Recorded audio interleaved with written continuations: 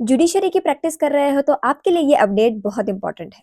Supreme court ने judiciary की practice का 3 ईयर रूल अब 1 ईयर में कर दिया है। ये ट्रांजिशन को समझना बहुत इंपॉर्टेंट है, तो अब ध्यान से सुनो। 20 मई 2025 से 1 अप्रैल 2027 तक जितनी भी जुडिशियल वैकेंसीज आएंगी उनमें 3 ईयर प्रैक्टिस रूल लागू नहीं होगा। तो अब इसमें 2 क्वेश्चन उठते हैं। फर्स्ट, जो बच्चे एलएलएम कर रहे हैं उनका क्या होगा? अंडरस्टैंड, क्योंकि ये 1 ईयर का प्रैक्टिस रूल 2027 के बाद वाली जुडिशियल रिक्रूटमेंट्स के लिए अप्लाई होगा, तो उसका रूल बहुत सिंपल है। 1 ईयर का प्रैक्टिस रूल मैंडेटरी होगा। आपका एलएलएम चल रहा है, उस बीच में जो आपने प्रैक्टिस की है उसे मान्य नहीं किया जाएगा। इसका सिंपल सा मतलब ये है कि आपने एलएलबी किया, उसके बाद 1 ईयर का प्रैक्टिस किया, उसके बाद आप डायरेक्ट रिक्रूटमेंट के लिए अप्लाई कर सकते हो।